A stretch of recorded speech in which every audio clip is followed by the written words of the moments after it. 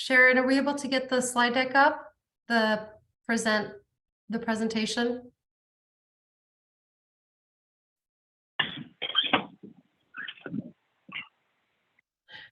No worries. Okay, it looks like we're having some issues. So maybe Beth, if you're able to get us going, that would be awesome. And we are going to start off the way we will always start off our meetings with, which is with a 2-word warm welcome. So be thinking about how you're entering the space.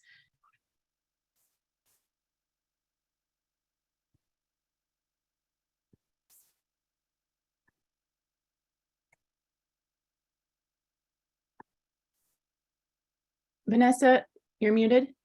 Oh gosh, thank you for that. Thanks, Kendra. Yeah, so we just want to pause and kind of name that there's a lot going on in November. November is a really busy month. We're heading into the holiday season, which can bring up all kinds of feelings. And this is a short week. We've just had an election. So just a lot going on, right, in our local communities and on a bigger scale. So would love to just get a sense of how we are all entering the space this morning. So if you could pop in the chat 2 words that kind of capture where you are right now as we come together.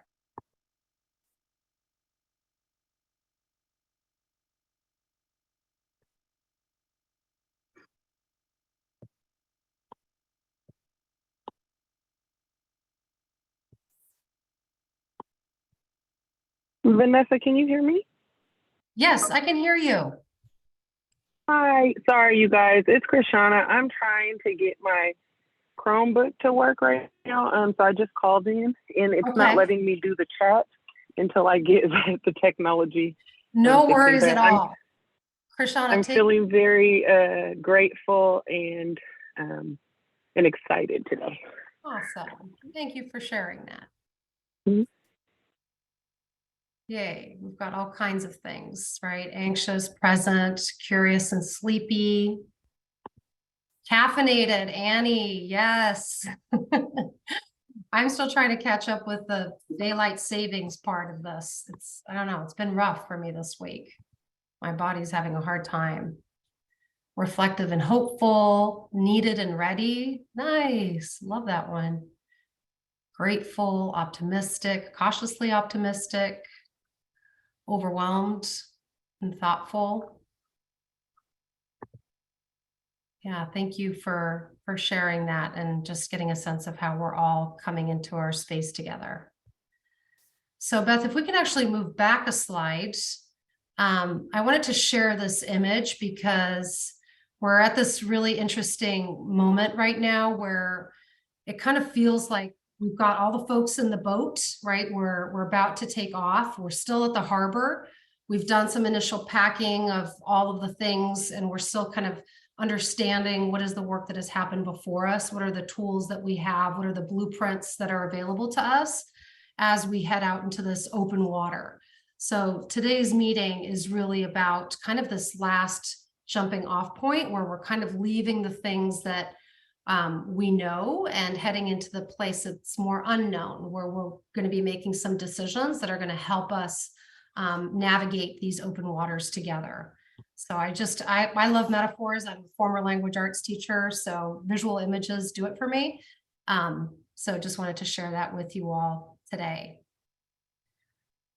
So if we can move forward, we, just as you probably are aware, all of our meetings are open to the public. So they are recorded and they are posted on ODE's SEL website. So folks can see and track our work and the decisions that are made in this group.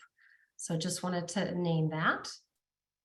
And then wanted to go back to some of the bicycle rack questions that came up. So that's one of our tools that we use to capture anything that is outstanding or that you're curious about or that we aren't able to answer specifically in this particular meeting.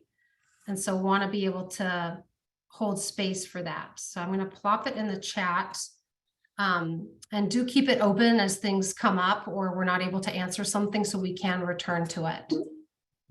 So there was one question about, do we have a plan for equity coaches to be hired and put into buildings to help teachers with implementing SEL standards in a culturally responsive and inclusive manner?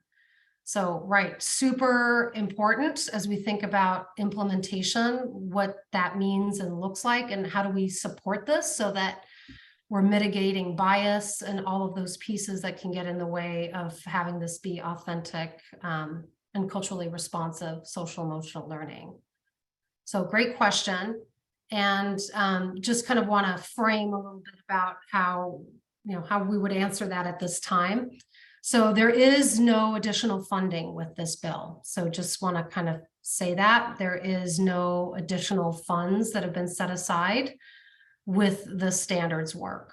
So what has been created is my position to be able to support the standards and the development of the standards, but there is not an additional FTE that has been set aside to help with them.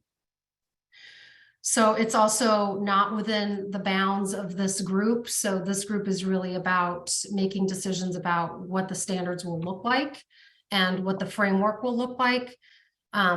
And it gets interesting as we think about systems work and how that fits in within our framework. And just want to name that there are many other associations in Oregon where you can have a voice in really advocating for the need for additional supports. So we are also very much attending to how do we work with our ESDs and our RENs and our districts to really support professional learning in this capacity and have that equity lens in everything that we do as we start to implement these standards. So sadly, there is no additional funding. And so that's important for us to keep in mind because SEL standards will be, they'll be the responsibility of all educators in the building and at the district level. So figuring out what are those resources that can be put towards those efforts. Are there any other questions that have come up as you've been doing reading or things that you would like to name and surface at this time?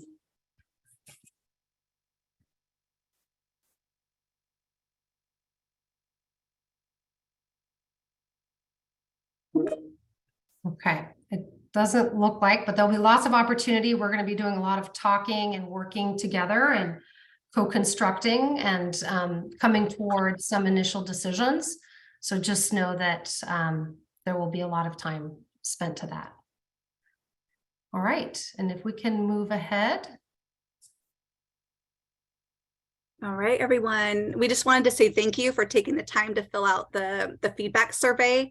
And we listened and we wanted to share some of the highlights from the feedback and then some of the updates and changes that we're making. So some of the things that we heard that went well for you all last time was communication. There was pretty good meeting organization, appreciation for the activities and background information and that foundational building that we did.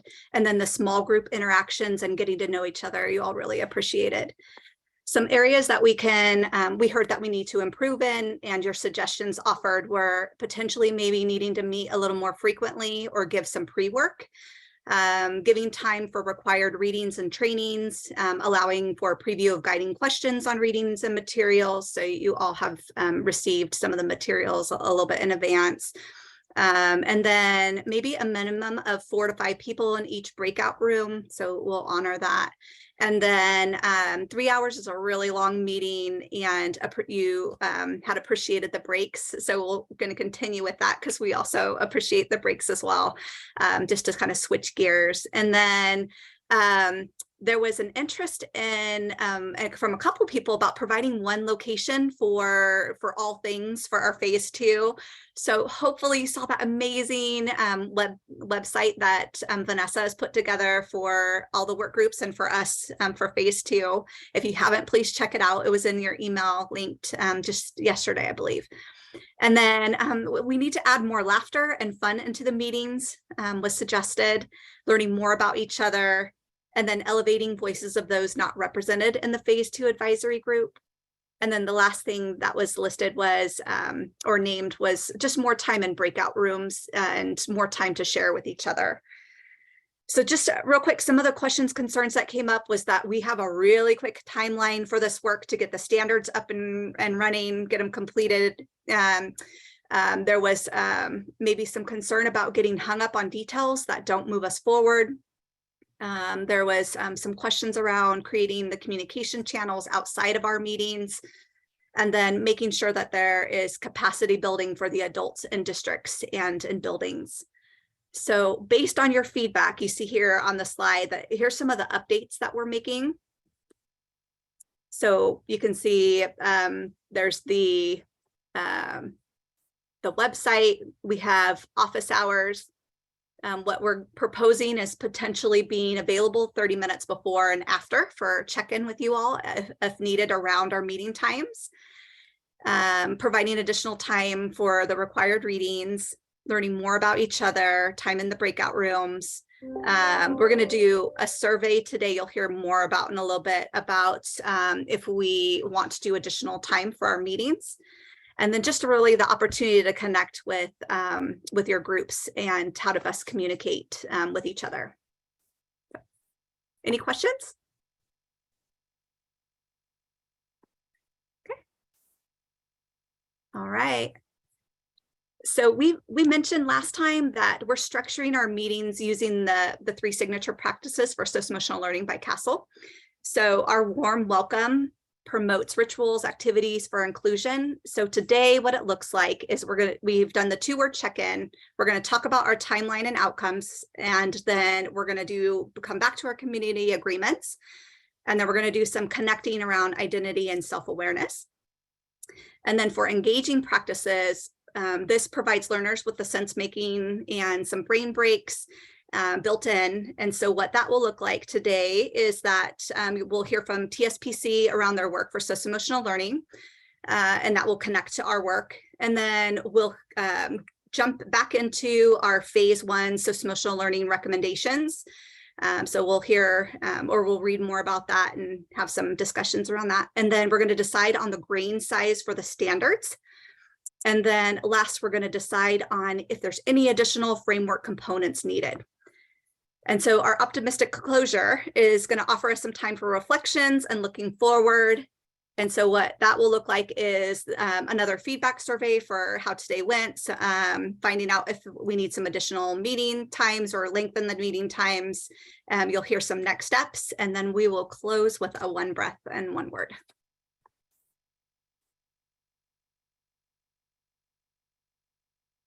So for today, the outcomes for our meeting are, we're going to finalize community agreements, determine the structure and the features of the SEL standards and the framework, and we'll be identifying that grain size of the student standards and any additional components that we'll be adding to the framework. Great. Thank you, Beth, for today's context. So I just want to zoom out a little bit at this time and get oriented to how this project is looking across time.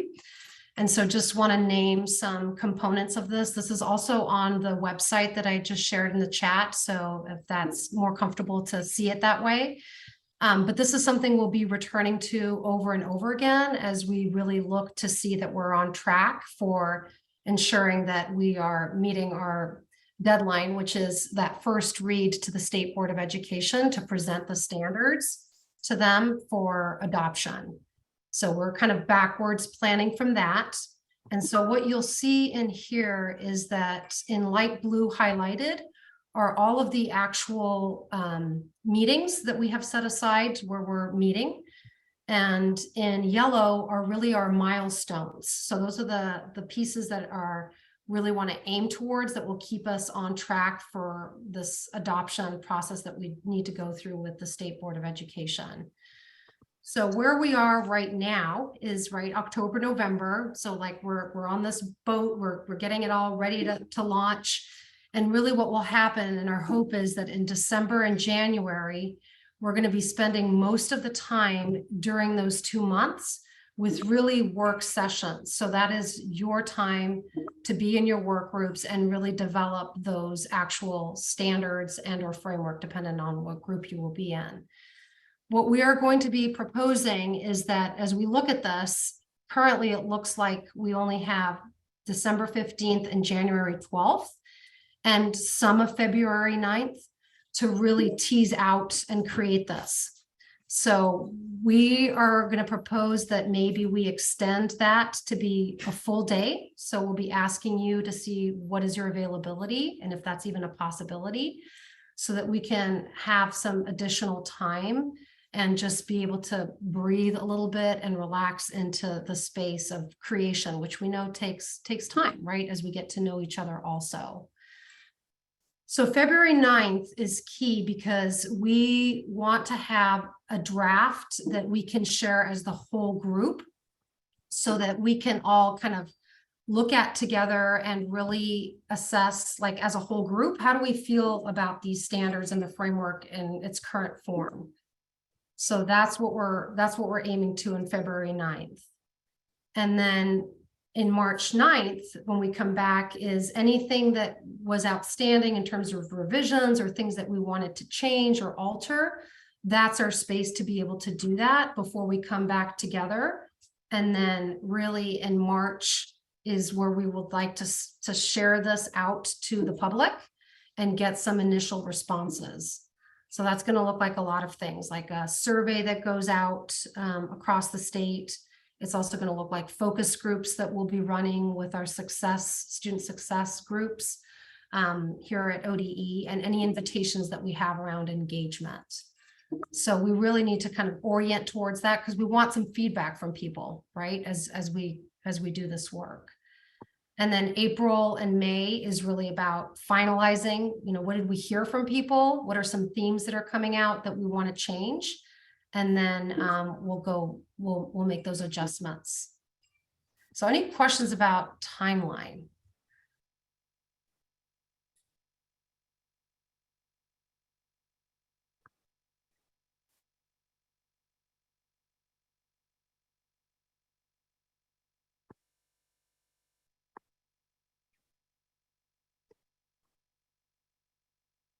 Yeah, thanks, Annie. So we already have relationships with a lot of the focus groups at ODE, so we will be returning to those advisory group members to really be strategic and following up with them and saying, you met us for the first phase to give us some input. Now at this point, we have the standards. What do you think? So we really appreciate that we've built those relationships with those focus groups.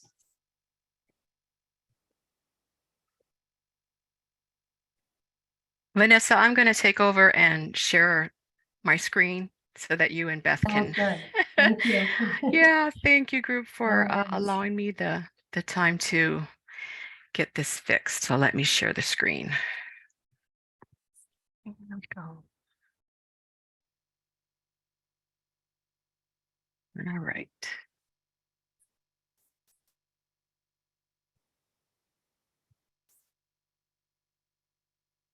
Let's take a look. I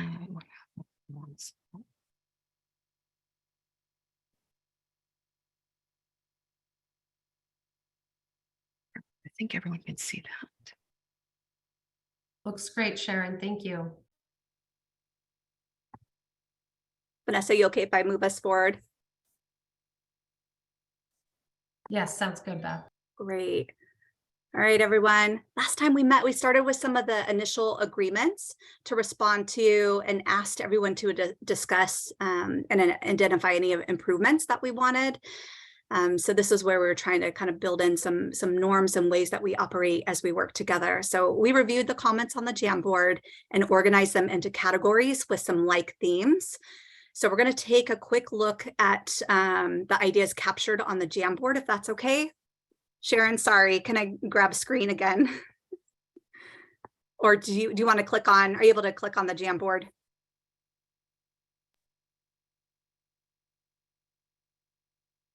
Beth, I'll put the Jamboard link in the Perfect. chat. Great. They're going to need it for today too. So that's perfect. All right, everyone. If you wanted to just quickly look at, just briefly look at our slide 1. That's where we captured, you all were capturing some responses to our agreements. Thanks, Vanessa, for putting that in the chat. So we moved around the comments kind of in a little bit into some groupings and tried to capture those.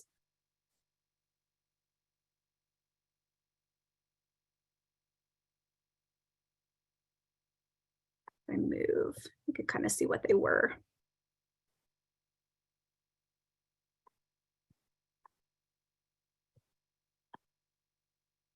So here's what we started with in the middle of community agreements, and then around were additions or suggestions for change.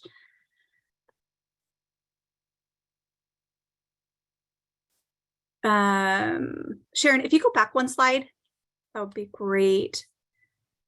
Thank you.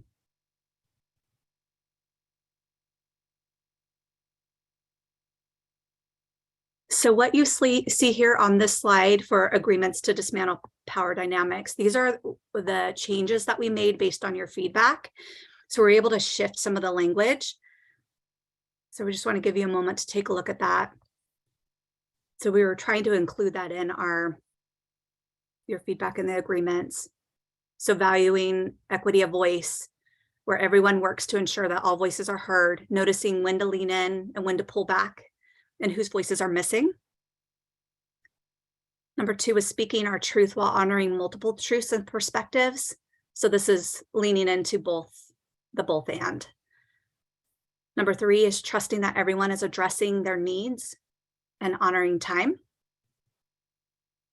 4 is belonging in this community exactly as we are. 5, striving for growth by experiencing discomfort, centering race, intersectionality, forms of systemic oppression and marginalization. Number 6, being open to the joy of exchanging ideas by honoring multiple ways of responding and providing feedback. 7, owning that our intent has impact. So to name and interrupt when there's harm and to work to repair through restorative dialogue. And then number 8 was expecting and accept that we may have non-closure during some of our meetings, and that's okay. So how do we do? Is there anything that needs additional revision or clarification? Please let us know by putting that into the chat, or if you want to speak up, we can make some, we can get those comments down for make changes if needed. What do you think?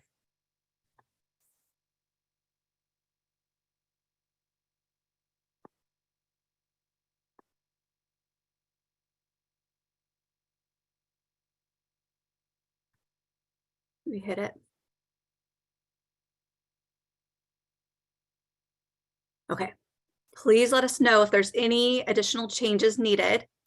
What we could do is if you were on the Jamboard in a different sticky note color, you could put, if there's any additional changes needed, you could use red or green on the Jamboard. If there's anything additional you think, offer a suggestion. So use green or red.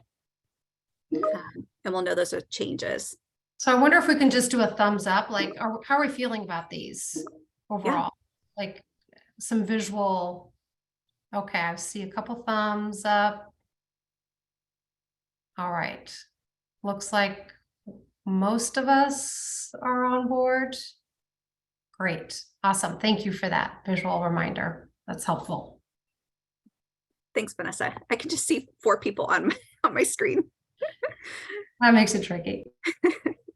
Trying to span and see faces or nods. So thank you for the thumbs up. That's great. All right. Okay, good feedback. Thank you. Okay, then we will move forward. Okay. So yes, we wanted to connect, and this was actually an idea that was born out of someone in the survey feedback at the very end of our meeting last time that said, hey, it might be nice to talk about some of our own identities and intersectionality. And it was brilliant because that's actually going to be one of our first standards. And so we thought that for each time that we gather, we would connect around the components that will make up a standard, and have the opportunity to connect and build relationships and community with one another. So in the email I shared earlier this week, we wanted you to bring or describe an artifact or share a connection or a story that brings to life this idea of identity and self-awareness. So it could be in your own personal life or in your professional life. So we want you to kind of discuss whatever feels comfortable for you to discuss in that regard. And then the next part of this is going to be, while you're in your groups, is to also decide on some key roles. Beth, if you can plop that in the chat, that would be helpful. So we're going to be meeting in our work groups. And so part of the feedback that we got from all of you was what expertise and experience level you have with different grade levels, and also your own passion and curiosity for each of the standards. And so what is awesome is that we have a wealth of experience and a wealth of interest in all of them. So we were able to ensure that everyone got something that they named was something they felt comfortable being a part of in terms of development of standards. So if we can move to the next slide. So here's what is some language that we're going to be working with. And those of you that will be working with Standard 1, this is going to be helpful in terms of what CASEL has provided for what the focal construct of identity looks like, and then also for the competency around self-awareness. So this is a place you can turn to for inspiration as you discuss with your new group mates a part of yourself that you want to share. And if we can go to the next slide. So here are the groups, and just want to say that while you can see on the left the grade bands, right, of developmental ages, many of you had experienced K through 12, and what we're trying to be thoughtful about is having at least one person that has experience or expertise in a particular grade level group, that's the one that as these things get developed and created, you're really looking at it from that particular age group. So how does this, feel as we develop this for middle school students, for elementary students, and for high school students? Because these standards are going to be K through 12. And so we want them to be, implementable and developmentally appropriate across the continuum. So you will see now who your groups are. There will be 5 folks in each of the groups that will be working towards the development of either a standard or the framework group. And so we are excited for you to get to know each other. This is really like your home base. This is really your team that you're going to be spending the most of the time with in that creative flow and space of we're gonna create this. We're gonna write this. So with that in mind, we are going to create those 6 different breakout groups. Sharon's going to create those for us now. And then you will opt into the one that you have been assigned to. And we'll spend about 20 minutes in that space, just sharing a little bit about yourself, sharing a little bit about your identity, and also on the roles document that Beth has put in place is thinking about how do you all want to communicate with each other? What's the best way to connect? So there's a spot for your phone and your email. I do want to say, like, there was an ask to potentially get us all on a chat string. Anything that is related to this project is public. So just know that any texts that are sent back and forth, any emails, anything even on our chats here on this call is subject to, open law that public can have access to. So just wanting to say that up front so you're aware of that. And so thinking about your composition of your group, we do have 5 different roles that we think would be helpful And if they're not helpful, that's okay too. We just think that they will help us move along in terms of all the different pieces. So we have a lead who's going to be the liaison with Beth and I, a process observer who's really holding the norms at the center, a reporter. It's nice to have a scribe, like the one person that's going to actually write down. So it's not multiple people, but you all get to decide that together as a group, and then a timekeeper. So if that feels helpful and a way that your team wants to go, that's available to you all. So are there any questions about that as we launch into our groups here?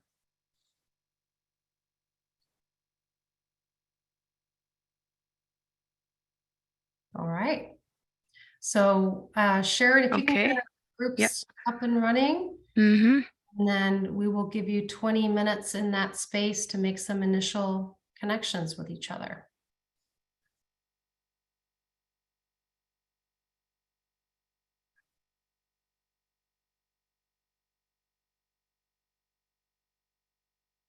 If it's asking us to join a standard that's not the one that you said was our role, then do hold not off or yes, hold off, Christina. If you'll stand back, thank you for noticing that.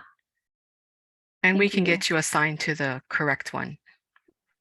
Christina, which one is yours? I'm standard 5. 5, okay.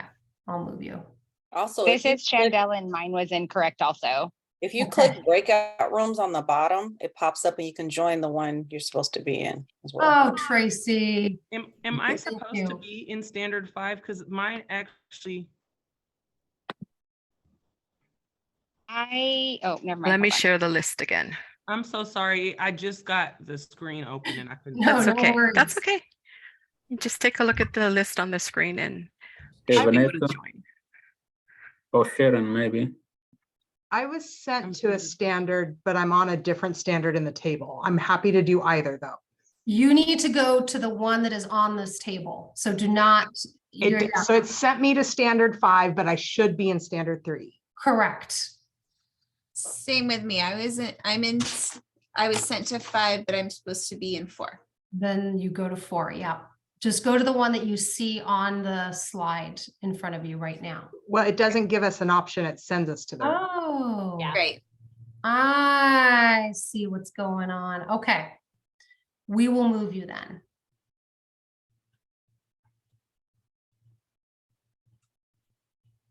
So just to make sure, I'm going to standard 3, which is belonging and social awareness. Yes. You are correct, Chandel. Yes. Okay, because when I went into group 3, they were asking about framework. No. Okay, let me go back and let them know. Okay. Vanessa, I'm trying to move some people that are in. Yeah, me to too. the right. Yeah. Okay. Oh, Perfect. thanks, Beth. Yeah, are you reorganizing? Because Kendra, did you get bounced into standard 3 as well when you tried to click on framework? I got standard 4. Oh, okay. Meaning that's where I went the first time. I was sent to standard 2, but I'm standard 3. Okay. That just speaks to the full integration of this model is what it is. Yes, they're all overlapping. So we thank you for this wasn't actually, this is on purpose, right? Wasn't it? So, how do you all figure this out? How do we figure this out? hey, Vanessa, I have a question for you. Yeah. So standard 4, is that for elementary, K5, 6, 8, and 9, 12, all of us together in the same room? So Vincent, you are in standard 5. Yes, I know, but it's 6, 8, and like. Right. So the 6-8 just means that that's the lens that you'll be kind of paying attention to as this gets created. It's just a lens to look at. Okay, gotcha. Vanessa, you might just want to close the breakout rooms and then recreate them, not automatically. Well, yeah. Yeah, I had set it up so that you could participate, but for some reason it did automatically allow people to go. So I can try that. I can try to fix it. Let's see. At this point, we have most people where they need to be. So let's just work on the folks that. I'm going to send her to 3. Okay, I just got invited to my standard, so I think I'm good. Thank you. Okay, I got invited to standard 3 just now, but I'm in framework.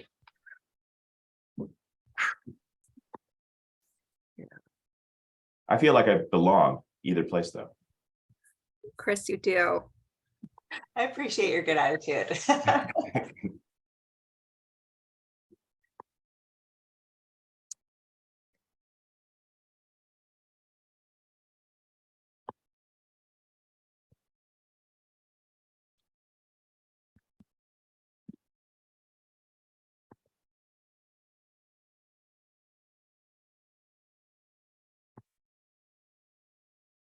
I think we have everyone. Hopefully. Let's see.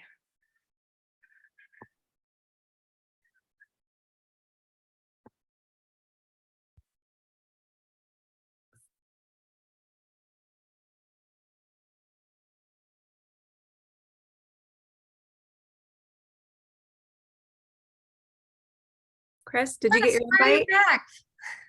I got dropped in the 6-8 framework. It looks like I'm on the K5 framework.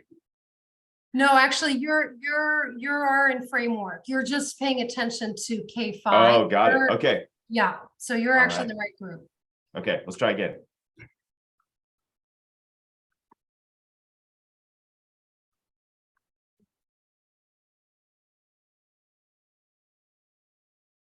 Chris, are you able to self-select into framework? You should be, because we can't move you. It's not letting us. Well, it just invited me. So I tried to self-select into framework before, and that's when it put me in standard 3. And then I just got the invitation to go to framework. So. Okay, perfect. Okay, got it. Good.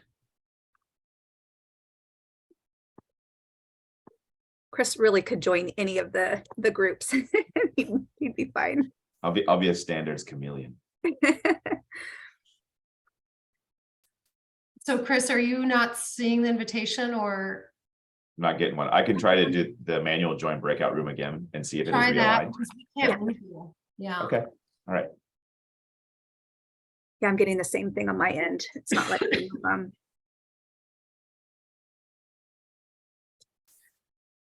Is it okay if we pause recording? Yes. Hi, everybody. So nice to see faces smiling and getting to know each other. Awesome.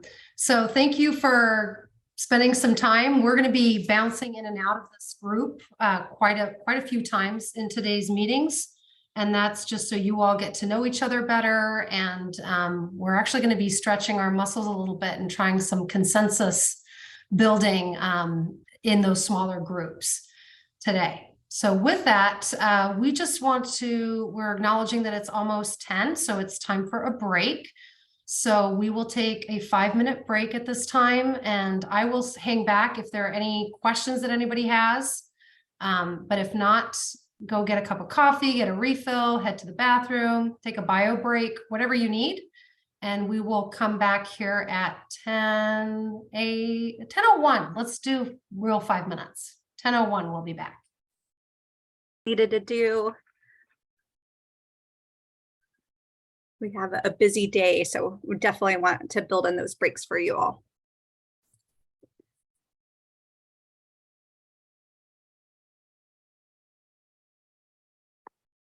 Give everybody just a moment more. Come on back.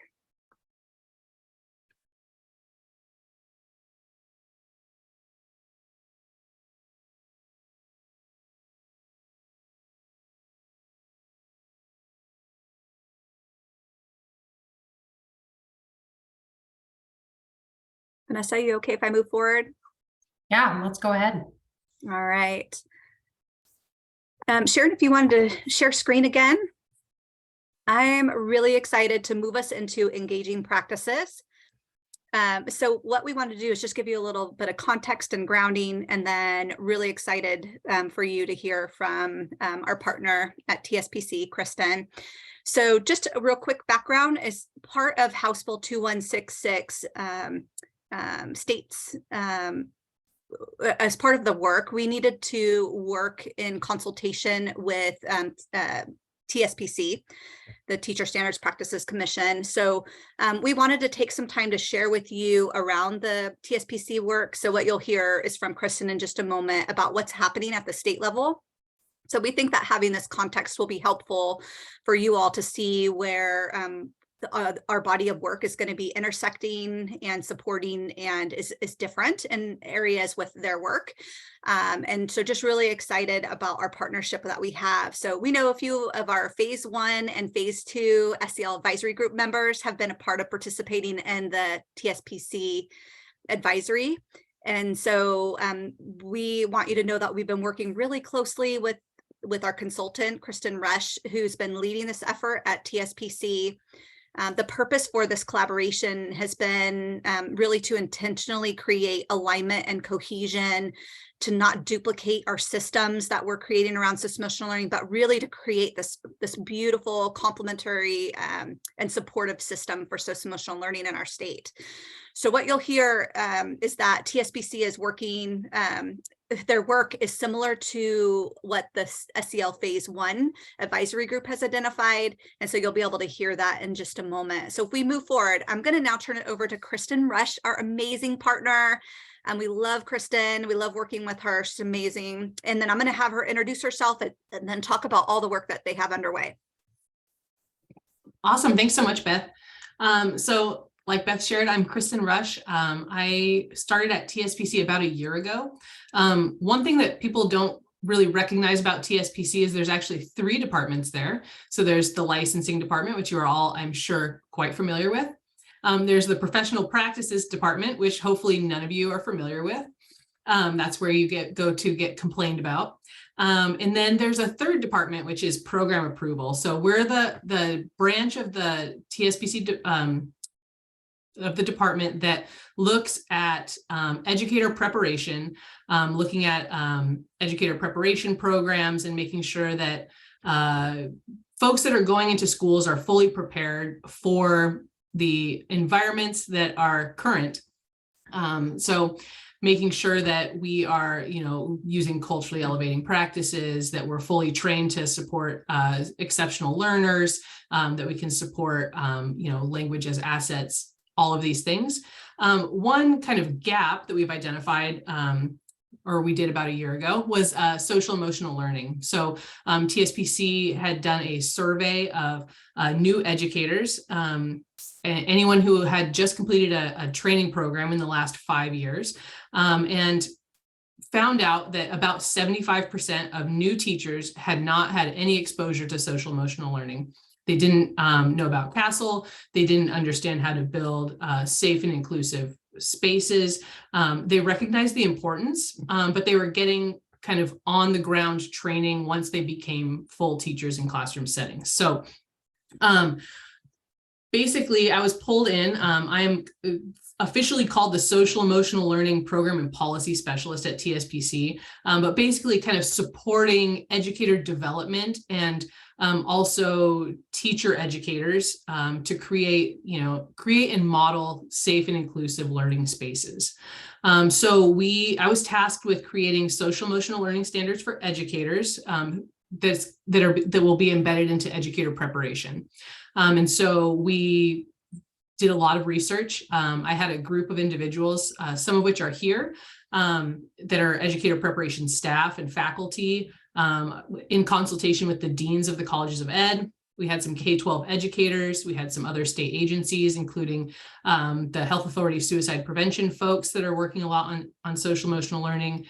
These beautiful folks here at ODE that are working on social emotional learning, as well as some community partners. So some folks that like Matchstick Consulting, who are working on social emotional learning, primarily at elementary school, but through suicide prevention in later grades.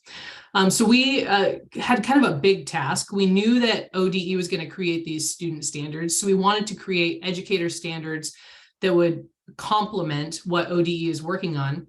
However, we knew that there was this really tight timeline, and we didn't really know what ODE was going to come up with. So kind of basically paralleling the framework development, we kind of predicted kind of the direction that this group was going to go, and created some draft language that's going to go through the TSPC rules approval process around educator development, so that educators, when they leave educator preparation, are fully prepared to go into classrooms and implement the standards that you are all going to create. So we're going to click that forward.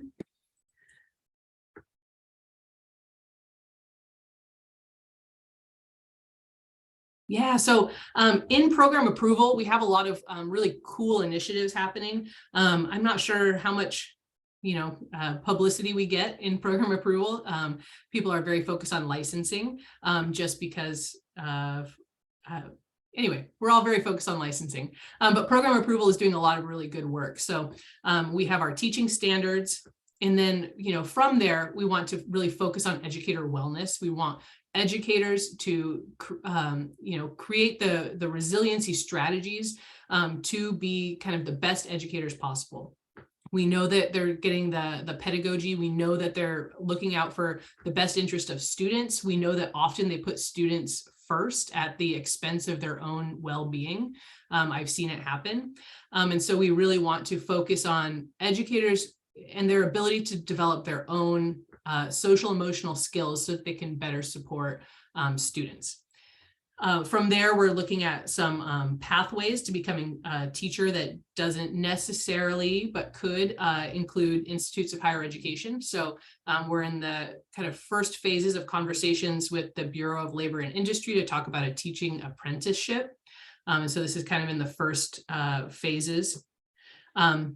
Then getting into assessment and evaluation, we're looking at multiple measures. So looking at competency and history and background and experience to account for some of what has traditionally been credits received in higher education.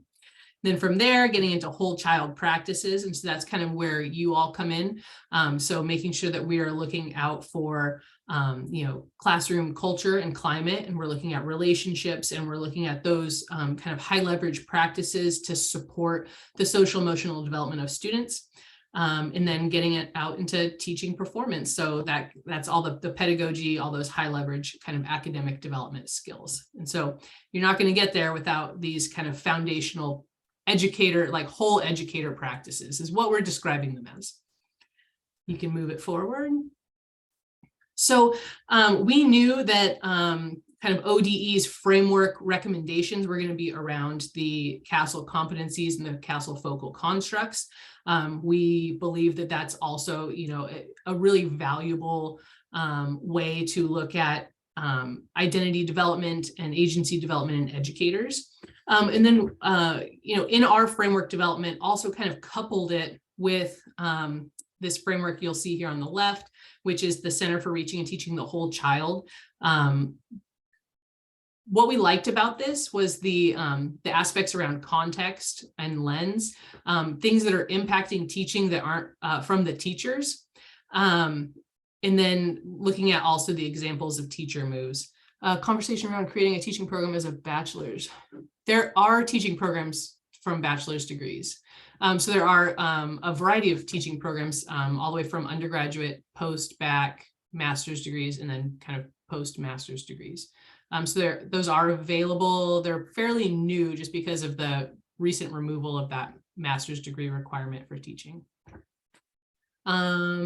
So we liked looking at kind of those teacher moves, those strategies that teachers are using to build the social emotional skills of youth and create safe and supportive school environments.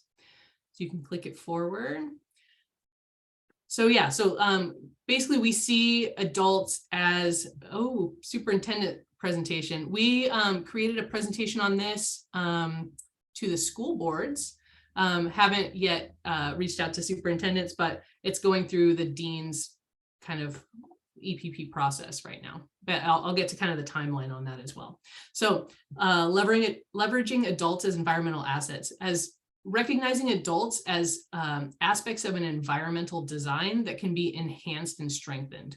And so these are summaries of kind of the 5 focal constructs that we're looking at through the lens of educator development. So looking at their identity, looking at their ability to establish their professional identity as an educator. A lot of times, teachers don't leave their teacher hat at school, and this can lead to burnout. You know, teachers are people outside of school, as are students or children outside of school. So recognizing that these are intersecting and overlapping identities that need to be developed separate. And then agency, this one's a really big one. And I've heard this a lot as school districts are focusing on kind of wellness initiatives. Teachers want to choose. Teachers have the best interest of their students in their hearts. They know what skills they need to develop in order to best support their students. And we need to give them that space and that opportunity to develop that agency.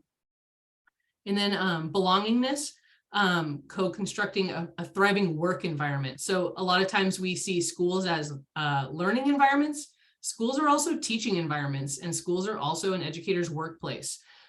So these things can also be enhanced. There's a lot of research behind developing a positive and safe workplace. And then there's also some strategies that educators and administrators and districts can take to create safe teaching environments. And then kind of curiosity and collaboration go hand in hand. Kind of that decision-making that allows folks to look kind of at themselves through a lens of, removing bias and removing so anyway, just kind of like the ability to work with others to recognize bias in their teaching spaces and in the kind of the choices that they're making around curriculum and materials and things. And so you can click forward. So this is our permanent rulemaking process. You can see here about to hit PAC meeting 1, which is the program approval committee, with the goal of basically the important part here is the effective date of 3/1/2023. And so you can click forward, and I'm just going to show you the draft language that's about to go through this process. So this is going to fall in Division 410, which is state standards for educator preparation programs. We're calling it social emotional development to promote equity. There's kind of 3 parts because it's falling into the CASEL competency areas. So basically, self-awareness, we're asking EPPs to use a lens of examining personal identity and ensuring that faculty, staff, and candidates do these things. And I'm going to click through quickly, but you'll have access to these slides. So you're welcome to go back and kind of read and ask questions and things like that. So if you just want to click forward. So again, self-management, using that lens of fostering agency, the EPP will ensure that the faculty, staff, and candidates, and these are all outlined kind of in CASEL. These are the CASEL competencies broken down into specific strategies. And again, social awareness, using that lens of cultivating belonging. And you can click forward.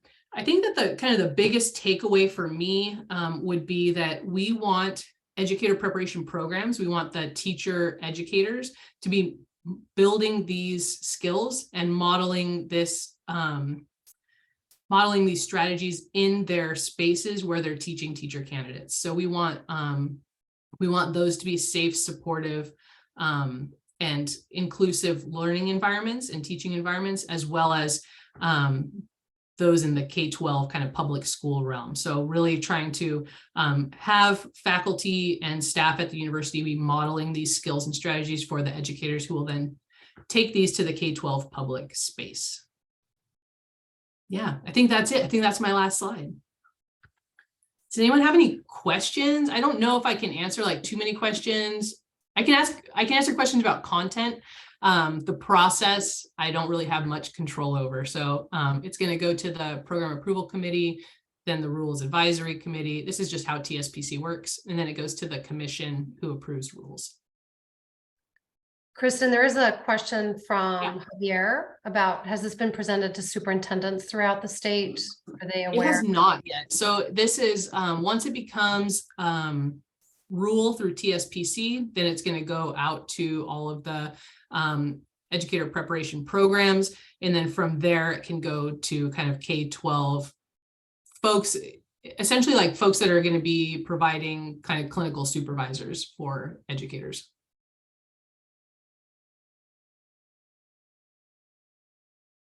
Any And other questions? yeah, we do have folks that have been serving in that group that has been helping develop this. So can you all identify yourselves with a wave of the hand or unmuting so you're aware? We've got Jenny and Kendra and Krishana. Did I see you wave your hand too? No, okay. Yeah, so Kendra and Jenny that have been part of this work as well. And so I think the big takeaway here is that we're operating with the same language and the same standards, the same focal constructs, and applying it to educators as well. So the hope is here that you see that there's a whole adult component. And so how do we leverage this? How do we connect to this as we develop our own standards and framework? Where is that opportunity to connect and loop back and reinforce each other's work is kind of what we need to figure out.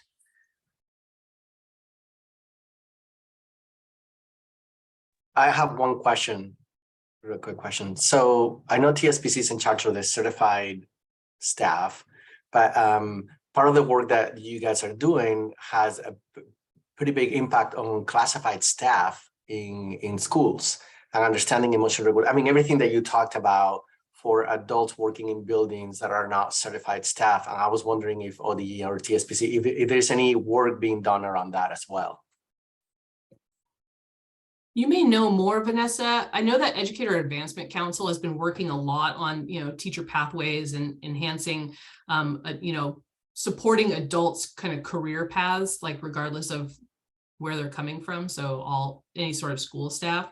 I don't know exactly where they are in that process, but I would look into kind of the regional educator networks. I think that that's kind of where the professional development for those staff is going to be rolling through. Yes, and I think it still has to be determined, like what that looks like in terms of our implementation efforts. So we don't have that roadmap just yet, but it's something we're holding and that we know we need to think through.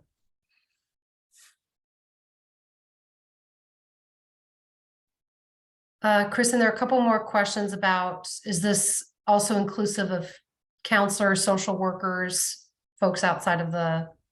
It is. So it's a state standard for all educator preparation. So any of the endorsement programs that gets licensed through TSPC will have to follow this rule. And then I see a question about any additional funding. Kristen, is there additional funding to help with implementation of? No, TSPC didn't get any, we don't get any funding from legislation. So we are a strict, as you know, strictly fee-based organization. My position came out of the bill that you're all working on, the 2166. But most of the other positions are hired through kind of licensing fees. I have a question. So you talked about this working to build resiliencies within teachers. And so my question is, so will this look like a separate class, or will this look like weaving in SEL competencies through the programs that already exist? That's a super good question. So when my boss tasked me with this, he said, make it so that educator preparation programs don't have to make more classes. And so we drafted kind of a framework of how we recommend that these standards be utilized in educator preparation. And it is really an embedding and a weaving and a modeling of these strategies. It's not a separate class or strand.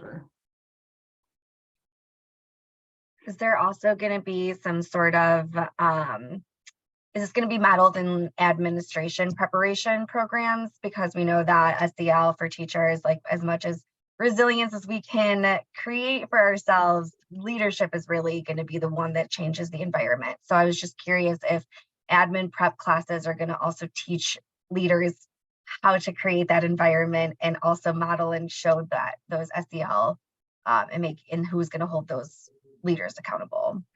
Yeah, so this is for all educator preparation. So administrators are also an educator preparation program.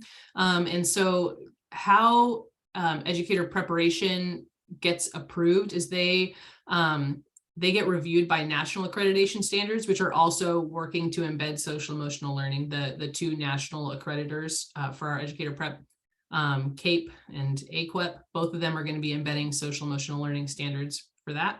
And then program approval does evaluate all of the educator prep programs on their progress towards meeting these standards, and whether we feel that they're doing this successfully, and that candidates are leaving reporting that these things have been done.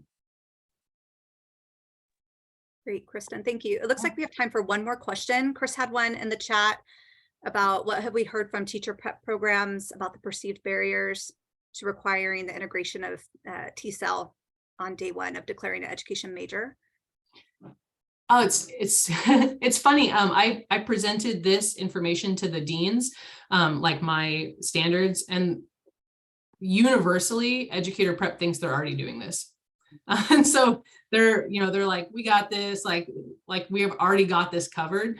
And so there's going to be some work to do on, improving the quality, and then also kind of aligning what candidates feel leaving the program and what deans and program directors feel like is happening in programs. And so trying to kind of get those two things aligned, but there has not been, from what I've seen, any sort of pushback on teacher preparation. They all see this as a necessary kind of growth in programs.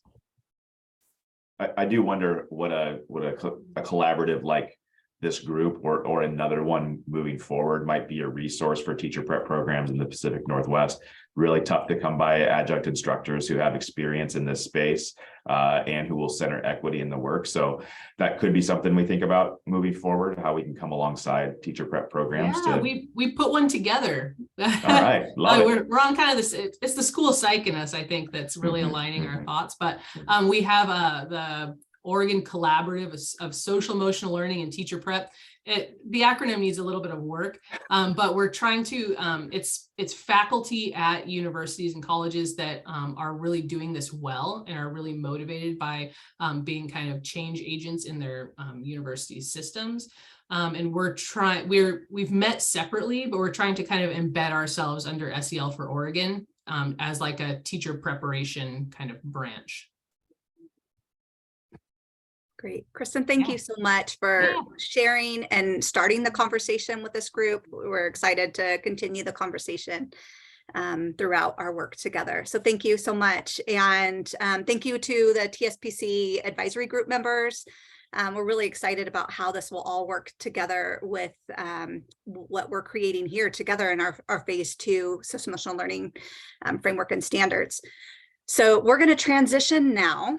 What we're going to do is we're going to pick back up where we left off last time, and we're going to move back into reviewing the phase 1 SEL report. And before we begin to make some decisions about the features and components of the SEL standards and framework, it's really important that we continue to ground ourselves in those recommendations. These are helping to create the blueprint for how we're going to move forward. So we're going to come back to those right now. So what we're going to do, if we move forward, next slide. Great, thank you.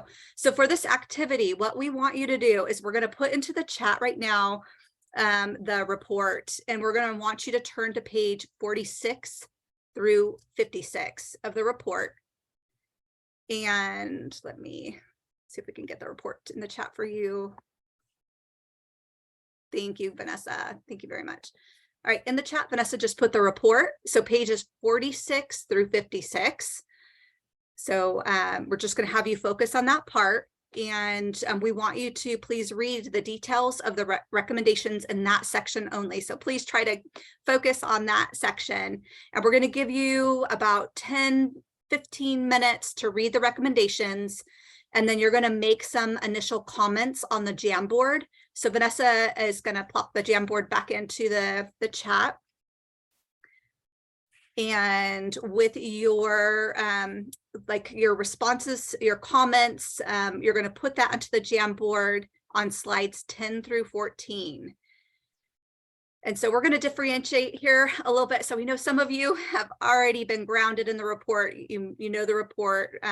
So you might want to jump to the Jamboard and start to type in your thinking around that. We're also going to use this time to allow others to kind of get caught up or refresh on the recommendations, and then give you time to add to the Jamboard. Just make sure that you, the comments that you make, just know that those will be what some of the work groups are going to review, and to help them be able to move forward and like what they're thinking, it'll be included in there. So we'll give you right now 10 to 15 minutes, and we will come back at, let's see, 10 to 15. So like close to 10:45, 10:40, 43.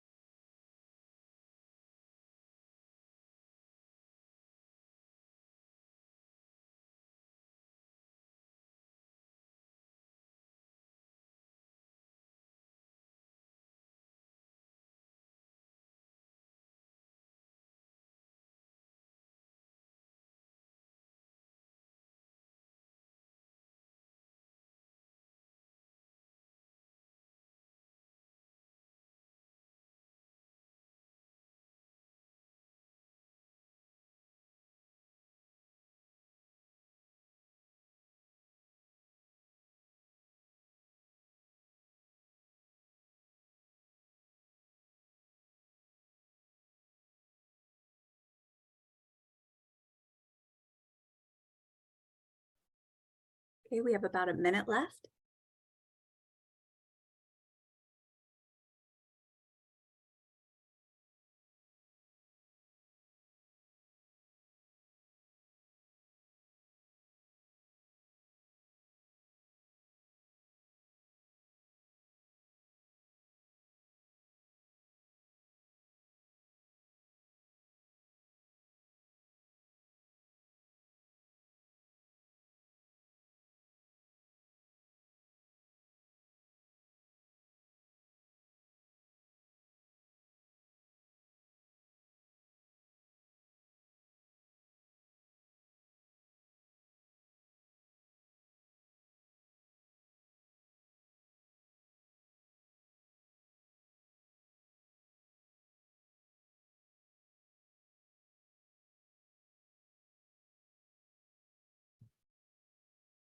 All right. I can get everybody to come back.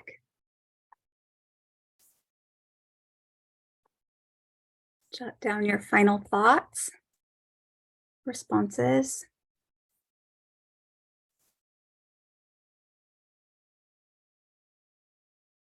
I appreciated seeing you all respond to each other. This has been great. So not only are you getting your own thinking down, but I see the hearts and the marks to where you feel like you resonate with others. That's fantastic.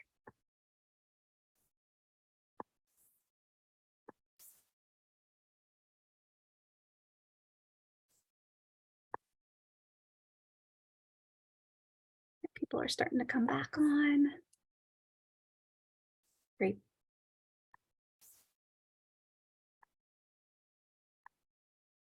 All right. So just a reminder that what we're going to do is have the standards and the framework groups. They're going to be returning to the Jamboard as you all are meeting with your work groups. These are going to be things that you can help incorporate in or be thinking about the comments and thinking from others from this group. And so we'll definitely make sure that we return to these. But what I wanted to ask the group is, if we can move to the next slide, is just what are you curious about? What were you noticing? What are things that are really standing out for you that you're curious about? And we also have our bicycle rack for questions. If you have big questions, and you could put them there.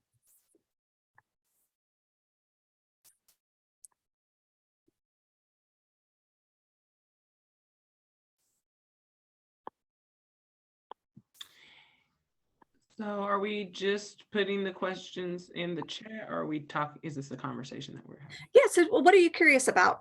Is there anything that was coming up for people? Yes, so I, just having worked in a school district that did not prioritize equity, racial inclusion, or any of those things in implementing curriculum. I guess I'm concerned, or I'm curious as to how this is going to be implemented, because it sounds really good on paper. And there's a lot of buzzwords in there that sound really good. But what I've noticed, especially in the state of Oregon, or I guess in Portland specifically, is that oftentimes these words are used as fluffer words, especially in white culture or with white body teachers, around inclusion and equity, because it sounds good, and being anti-racist and making sure that we're creating autonomy and space for students. But it's either not happening intentionally, or people are not being given the proper tools in training around critical race theory, or how to implement these different cultural dynamics in a more diverse setting than they're accustomed to, especially with privilege. And so I'm wondering how this is going to be implemented, or how that would look as far as implementation of the guiding principles, especially around the equity-centered focus, without additional funding being provided to districts for them to use and be held accountable for, in order to create that space for teachers. Because I know a lot of teachers that I've spoken with, especially in the recent years of us using this SEL curriculum is that in order to make it transformative, they need a little bit more professional development in those areas. And then the response is always that we don't have funding for that, or we don't have funding to create positions that would help support teachers in that capacity. And so I'm just wondering if it's not a part of your everyday experience in order for that to be implemented into your teaching. Like, how is that going to look? How are we going to be able to hold teachers in the state accountable for these standards if they're not even given the proper training for it? Yeah, Krishana, great points that you're making. And it looks like in the chat, quite a few people are agreeing. They're also noticing in that area, in their own areas, the same is happening, or the same questions are coming up for them. So we'll hold those thinking. Vanessa, do you want to add anything? I will just echo that I share the same concern as you do, and that there's not an easy answer there. There is not any new funding that will come with this. It is going to rely on a lot of what districts decide on how they're going to use their FTE and their resources. We don't have much control over that piece of it. Not at least in this group. We can name that that's a real concern that has to be addressed. But the accountability piece is not, we don't know what that looks like yet. So are there steps to be taken to lobby for more funding being directed towards these per district, or accountability from the state? Because it just is like the students are going to be now getting, assessed on this and kind of graded on this. But if we don't have any way to support teachers in order to help students, it just feels like it's all falling down on the students, and that they're not going to be given a space to be able to be have the resources needed to be successful. So I'm just wondering why that would be a guiding principle if we're not going to do anything about, you know what I mean? It's like we're putting it in there and then setting people up for failure almost. Yeah, there's a tension there. We're saying it's a guiding principle, but the funding stream that comes through just a whole different process that's legislatively decided on. So that's the legislative body in Oregon makes those decisions. That's not ODE, it's not us per se. So that's really advocating with your, politicians and your organizations, COSA or OEA, whatever those avenues are, to collectively say, this is coming and we know this is big, and we need to be able to fund and name that this is what is needed for teachers and for students and families. So that's, it's not the answer we all want to hear, but that's really kind of the pathway. And I think we want to name that it is a guiding principle. We value that, and we think it's important, and we want to pay attention to it. And you said that was OEA, and who else for the legislature? So it would be, OEA would be the Oregon Educator Association. So that's the governing body that supports teacher voice. COSA is the administrative group. So, and I forget, I think they changed their name recently. I can't recall what COSA stands for anymore. But that's the administrative voice that can say and, share that this is what we want to see happen. Yes, there it is. Coalition of Oregon School Administrators. Thank you. Is there any, sorry. No, go ahead. You've got your hand up. I 100% agree with Krishana, and thank you so much for bringing that up, because I know that that's definitely something I think that's on most educators' mind, is how do we hold our building leaders accountable, which I think I may have mentioned earlier. And so my question is there, first of all, how are superintendents, building level administrators, district level administrators, how are they being evaluated at this moment? And if we're going to be creating these guidelines and these standards, as we know, it needs to come from leadership, and there needs to be administrator buy-in in order for there to be a culture and systemic change throughout the system that then would allow teachers to have that capacity to then give those SEL benefits to their students. And so if we don't have funding and there isn't a real way to like implement this at this moment, is there an evaluative tool in which the staff input, student input would be used to hold those building leader administrators accountable? Because in my experience here, there isn't any way to give feedback. And so when you don't know what's going on in your building and you think things are fine, that's where that toxic positivity comes in. And if there is going to be accountability, I feel like this using it in an evaluative tool would be one way to drive that attention towards these standards. And then also, you know, money talks, where you put your money and your funding shows where your priorities are. And if this is going to be something that is then used to evaluate the effective leadership and climate of a district, I would imagine that would motivate reallocation of funding to create this SEL as a priority. Yeah, thank you for that question, Allie. We'll put that one on the bike parking lot only because I'm not sure. I don't have the answer to, I don't know how they're currently evaluated. I know Division 22 has a part of that. I'm not sure how we're going to interface with Division 22. That hasn't been made explicit yet. So can't speak to that at this time. But I think we can still make suggestions that, you know, we could have surveys around school climate. We want to empower educators to be able to share what their experience is like around some of these concepts that Kristen named, right? Like, what is your sense of agency? What is your sense of identity? Do you feel like it's valued and affirmed? So I think there are opportunities for us to get some feedback to be able to share. But I just want to separate that the funding pieces of this are really like a whole different body of process that happens to kick that into gear.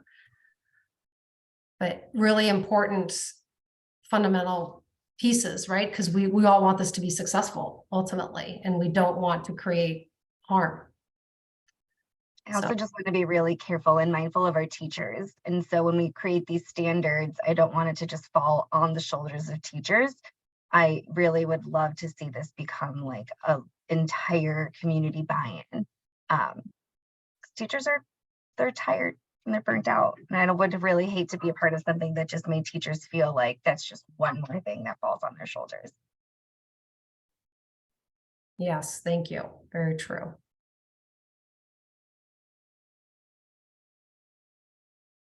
Any other questions or things that came up for you as you were looking at this?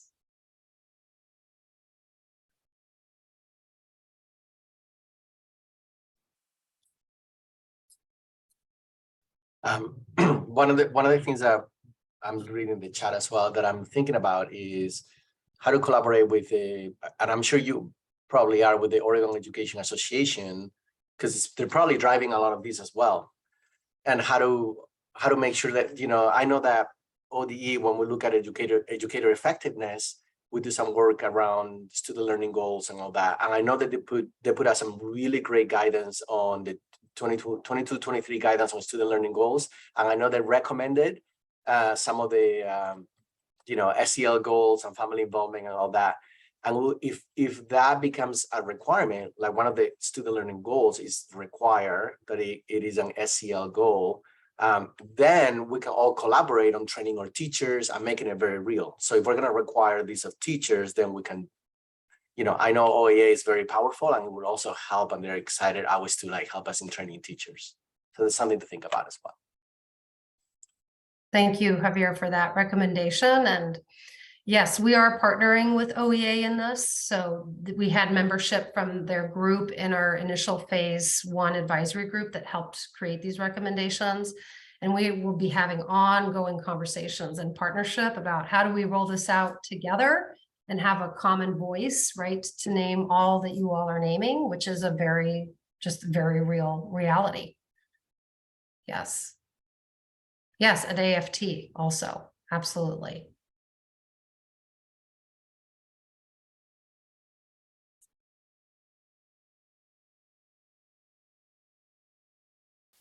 Okay, we're about time for a break. So why don't we take a 5-minute break and come back at about 11:02 and then get ready to roll up your sleeves because we're going to start making some decisions about what these standards are going to look like.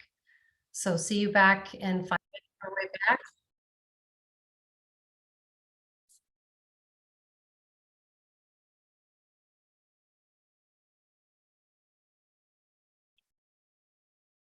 Time is just slipping by.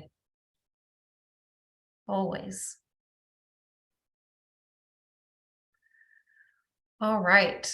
So we are going to be making some design decisions together today.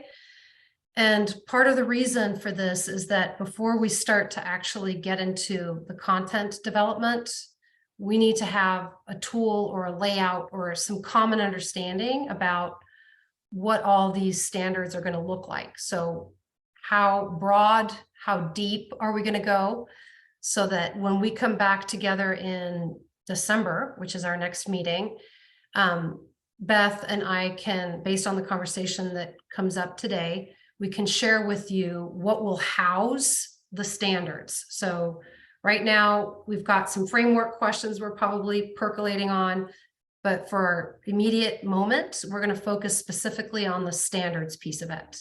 So we want to pay attention to how broad and how narrow do we want our standards to be for the state of Oregon. So if we can move to the next slide. So you all just read about the standards, right, from the phase 1 SEL report, which gives us this idea of the braiding of the focal constructs and the CASEL competency, and then some additional language in terms of what to consider as these get created by you all. So the phase 1 group really had you all in mind.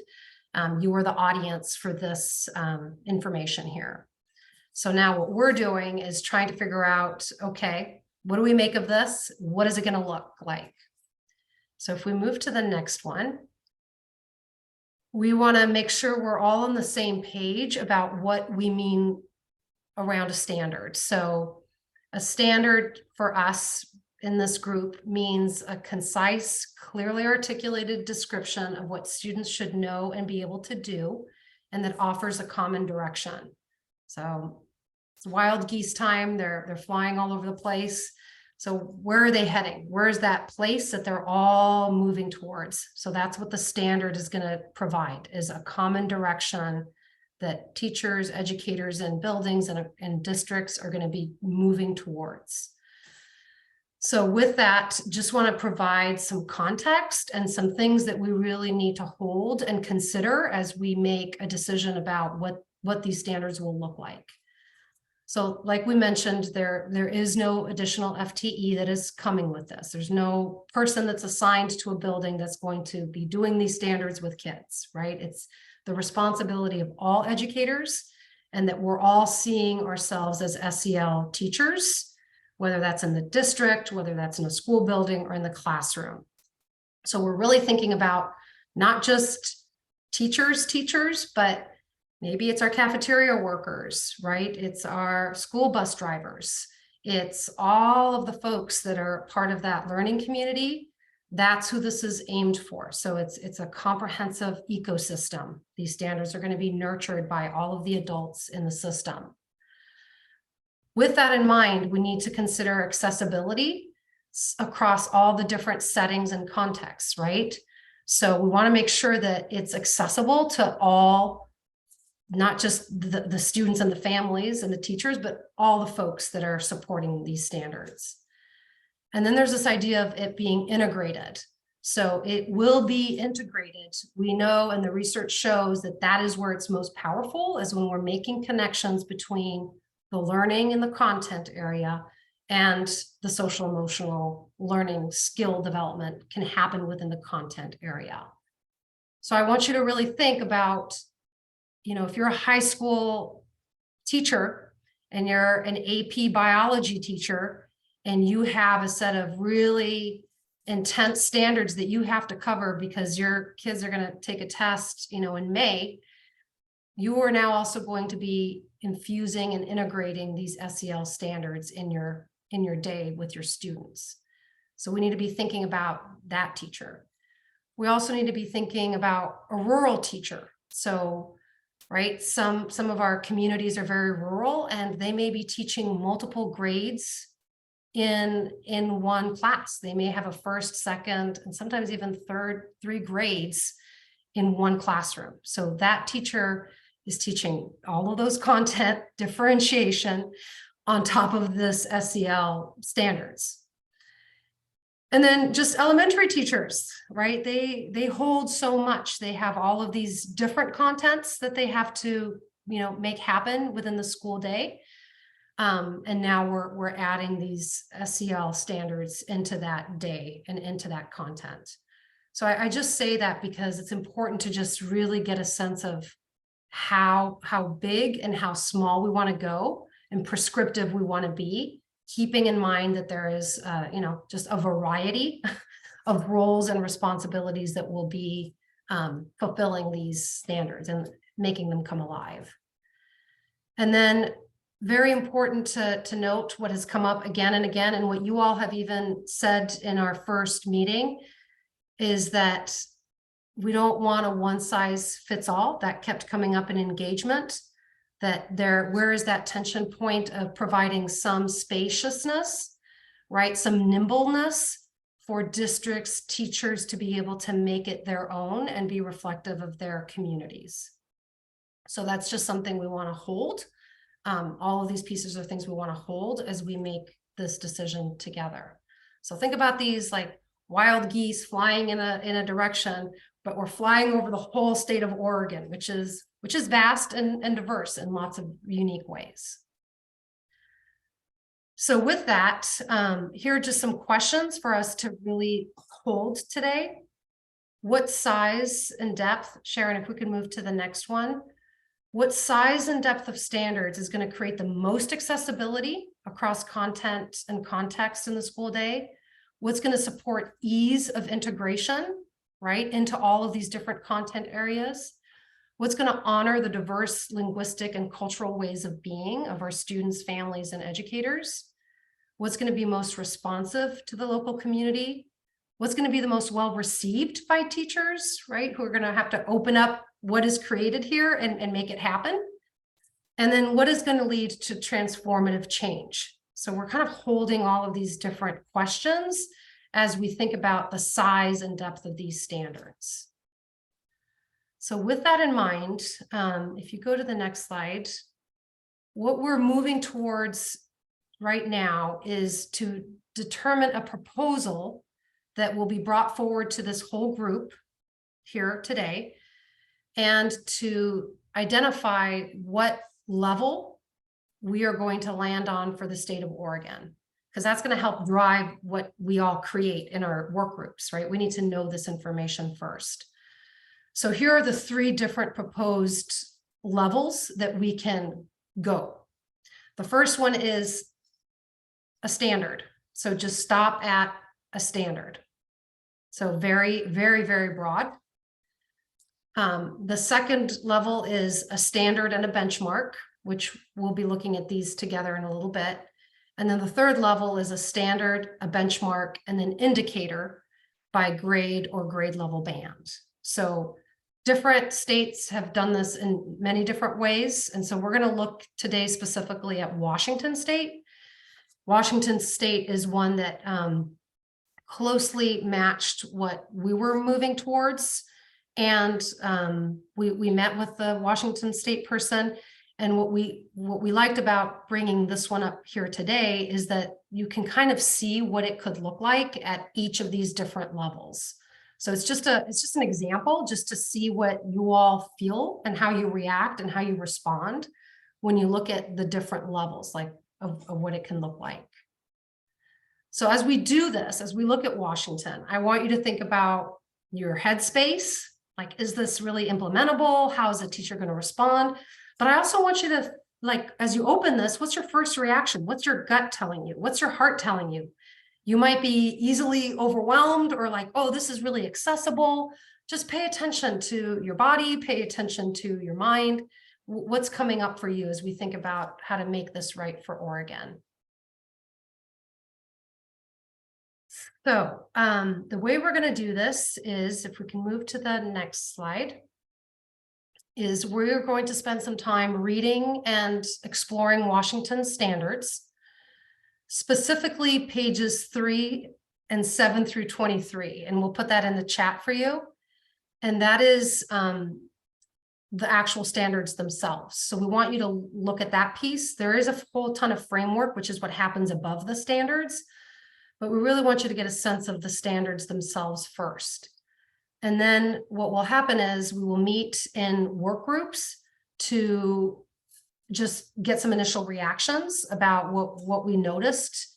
And then we will come back as a whole group and make some just broader conversations about what we noticed for each of these, and then go back to our work groups and actually arrive at consensus for our work groups for what your work group recommends as a proposal in terms of which level we're looking at. So we'll take the step by step. The first one is to open up the Washington State document. And I believe it is in the chat. Is that right? Yep, in the chat. Annie, can you say more about your question? Well, I guess I'm thinking, so I know our previous group was really adamant about not wanting like grade level band standards, but I'm wondering if like the level C, the level 3 could be like standards, benchmarks, and indicators that maybe would span across grade levels, or not be as specific to like when you get to high school, it should be, you should know X, Y, or Z. And then like the level 4 would be drilled down to more like, and this would be the indicator at that grade level band, or this would be the indicator at that. Does that make sense? No, it totally makes sense. I think right now, we don't want to go there just yet. We just want to look at it more broadly.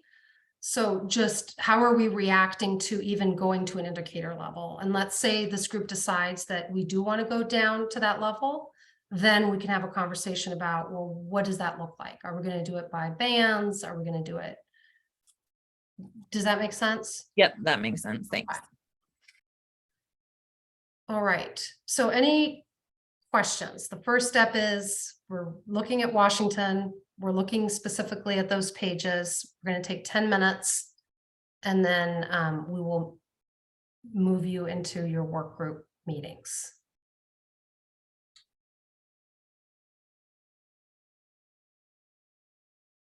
All right, so let's come on back at 11:25.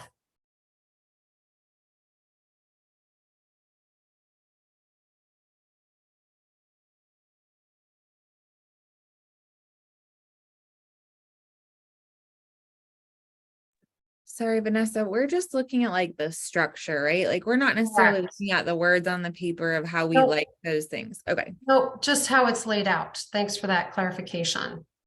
Just what we notice about it.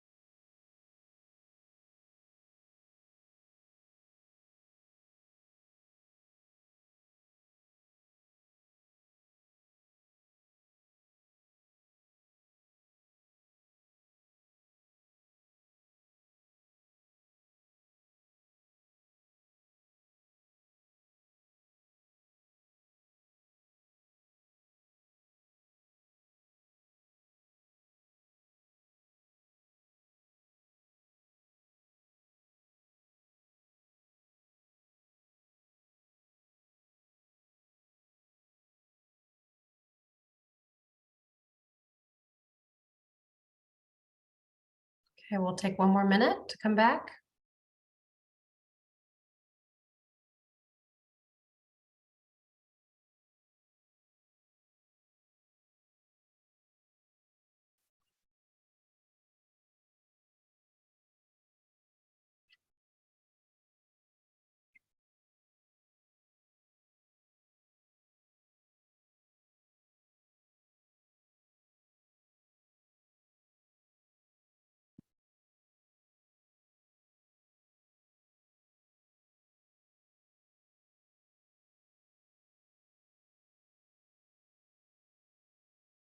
Okay. Awesome. So we've had a chance to take a look at Washington's. So we're at this point not looking at anything in terms of the content. So we're not looking at what they chose to go with or what they didn't choose to go with. They actually did not go with CASEL. They have 6 different standards, and they're the 5 for CASEL. So it's different for them. So we're not looking at what they have in terms of content. What we are looking at is the size of them. So what I put in the chat, if we could all jump onto this document, this is going to walk us through our process. What I would like you to open is the Jamboard, and you should all be looking at frames 15, 16, and 17. So what's about to happen is you will be going into your work groups, and you're going to be looking at, let's take a look at level 1 standards. What would happen if we for Oregon decided that this was it? We were just going to be at this level. So we would braid self-awareness and identity into standard 1, and that would be it. There would be one for standard 2, 3, 4, and 5. But all we were being told by our bill is that we need to have standards. So would that be sufficient? Yes. Is that what you all think is in the best way to move forward? I don't know. That's what you all are going to be talking about. So you're responding to, what would it feel like if we just left it right here? The next slide is level 2. What would happen if we had the standard, but then benchmarks underneath, right? We would identify, we would get a little bit more granular, a little bit more specific about what would all be components of that standard. So we want to get a sense of how would it feel if we stopped there, if we had the main standard and then some following benchmarks that would follow. The third one would be the standard. There's a benchmark, and then for each benchmark, there are indicators for each student, right? That's as narrow and specific as we can get. So what you notice on frame 17 of the Jamboard, what you notice at the bottom and what you just saw, that is everything for just standard 1. So we would have something similar for 2, 3, 4, and 5. So this is where you should start feeling some things. Some of you may be drawn to this. Some of you may be like, that's not in the best interest. That's what we need to tease out and have conversations about. So again, not the content, just the level of depth of standards that we're going into. So are there any questions about that piece, what we're looking at? Okay. I have one question. Yes. If we're looking at this like as a long-term plan, and I just want to make sure that I have my thinking right, because will there be room to amend this, or once we choose, we're stuck with it? Such an important question. Guess what? We're never stuck with anything, right? In education, things come and go. So typically what happens with standards review process is that we would most likely keep these standards for a potential of, Beth, am I right? Like between 5 and 7 years? Typically 7-year review cycle. And then there's a 7-year review cycle where a new team would come together and then revise the standards, add to them if we wanted to, go deeper if this group decided not to go there yet. So there is that capacity, but we are looking at, 5 to 7 years of this. This is what would be the standards.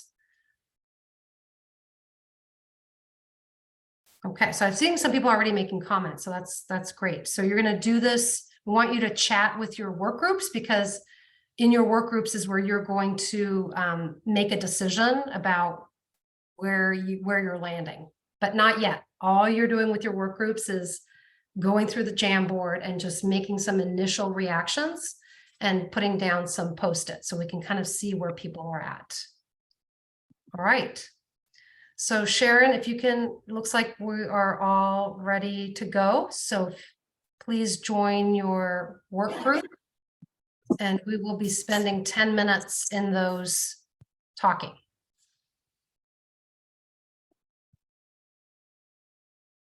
Yes.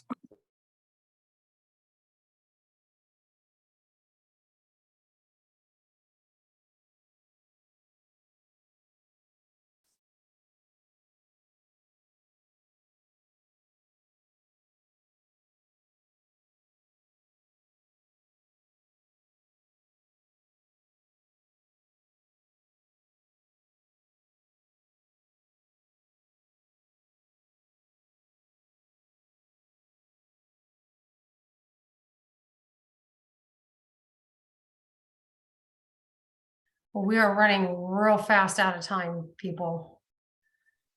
Ugh. All right, welcome back, everyone.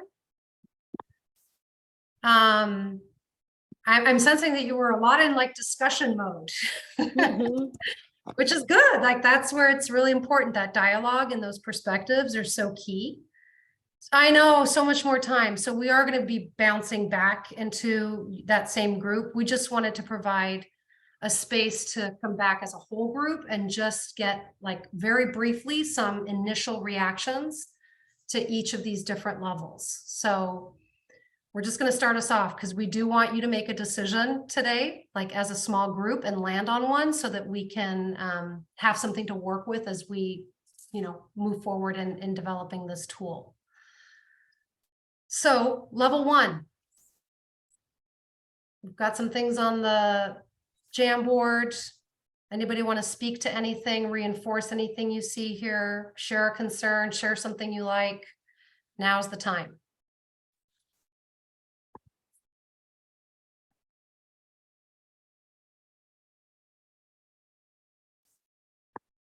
Yes, thank you, Krishana, for that, naming that. And Jenny, it sounds like you lean strongly toward the level 3, but still worry about the implementation with systems change. Okay, definitely something to hold.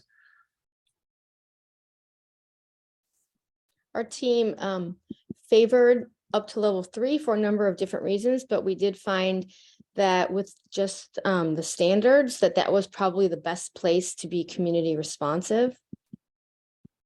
So level 1 being more responsive. Okay. Yeah, and those are the tensions, right? There's really powerful things and things that we worry about on all of these. There's a lot of nuance there. It feels like level 3 would be imperative for the state of Oregon, given the drastic demographic changes per school or city. Just as far as cultural assimilation for students and fleshing it out so it's less subjective for teachers, creating hopefully less bias in how these benchmarks are being assessed, but also needing some kind of clarity on wording, like being very mindful of the wording for that and the evaluation tools being used.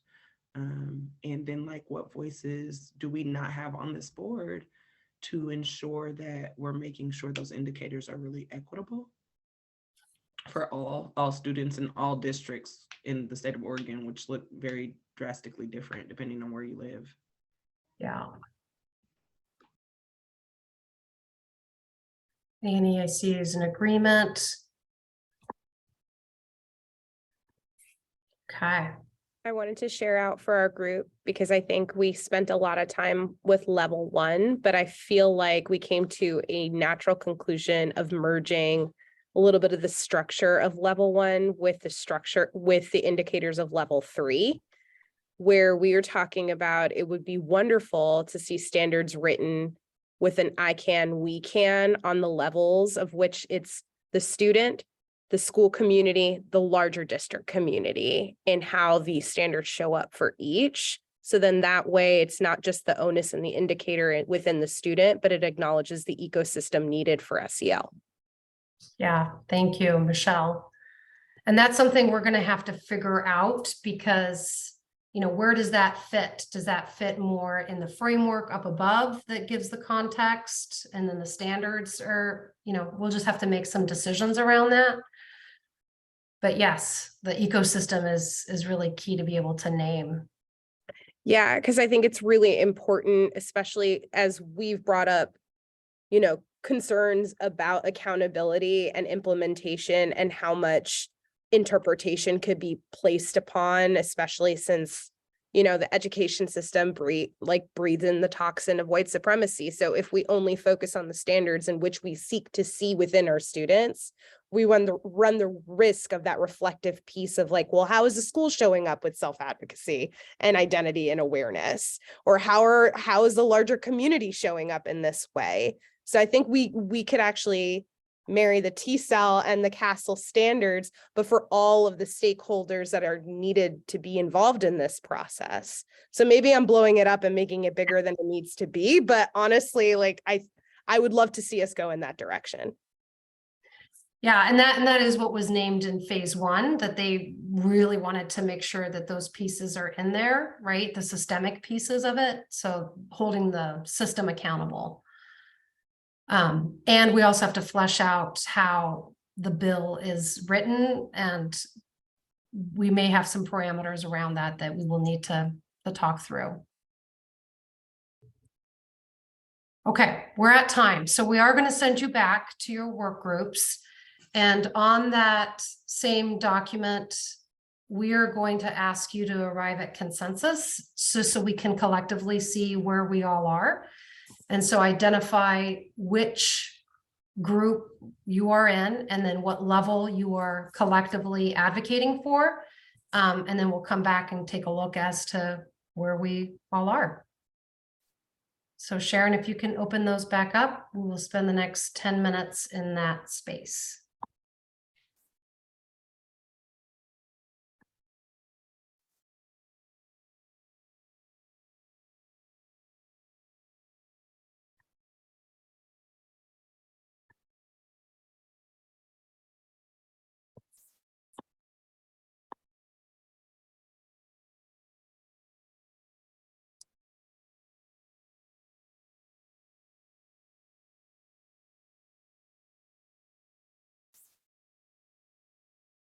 Framework group. Okay. Look at you all. You just made your first decision. Raise the roof. That's amazing. So you had consensus within your own small groups, and you had consensus across the entire group. So we don't even have to formally put this up for vote. At this point, we're going to move forward with the standards drilled down to the indicator level. So what that means for us is that Beth and I are going to create a tool that kind of walks us through that. So there's a spot for each of those to live. And then at our next session, we can talk a little bit more about, you know, what are the bands that we want to look at? Like how deep or broad do we want those to be? And you all just signed up for a ton of writing and a ton of work. I just want to name that, right? That we have 2 sessions where this is all going to happen. So bravo. With that, if we can put in the chat, Beth, can you put the survey in? So as we orient to the actual moment of writing, which is where we'll be spending the next couple months really in your work groups developing these standards, we want to see if there's availability for you all to meet for a whole day. So we will do the same. We will pay for your subs. but we also acknowledge that you have busy schedules, you have things that are already in play. So in the survey, we really need you to identify if you're able to extend on our next 3 sessions, because we don't foresee that this is going to all happen in 6 hours. I don't know about you all, but that makes me feel a little risky. So we want to have some latitude and just see what is available so that we can have you meet for longer, if at all possible, for you all to actually do some of this creation work. I'm so impressed. You guys are awesome. Yes, Krishana, do you have your hand up? Yes, I was just wondering when you would know. I know it's well, I know at least in Portland or the metropolitan area, it's really an issue with subs right now. So I put in all of this like when you guys first told us, and I still only got a sub for today so far. So I'm just wondering like how early you'll be able to let us know so that we can put in for those subs and make sure our classes are covered. Yes, thank you for saying that. So as soon as we hear back from everybody, and so if we can all just commit to maybe early next week, does that seem feasible to look at our calendars and maybe by Tuesday have completed the survey so we can get back to folks and say, yes, most people can make it on this day. This is an option for us to gather. I have a And question. that time will really be about work time. We won't be making decisions because we can't. We don't need quorum for that. That's really a space for you to like actually work together in your small groups. Annie? I was wondering if, so in our building, I know it's easier to get full day subs because people don't want to work half time. They want the full days, but I didn't know if that was true in other places or not. Yeah, I don't know what that looks like. And we acknowledge that this is like on top of, so if it's not possible, we totally understand. We just want you to not feel so stressed about it. So if it is possible, and if we can get most of you to at least do some of the writing and that work, that will help us move forward and move along. And I acknowledge we're at time, so if you all need to take off, thank you so much. This was a really complex first meeting with lots going on, so just really appreciative for being in an adaptive and technical space all at once. And that you made your first big decision together. So really wonderful and excited to pick off where we landed here today in our next meeting in December. So thank you all. We'll hang back if you have any questions. And if not, wish you a great long weekend. Enjoy the sun. Hopefully it's out there where you are.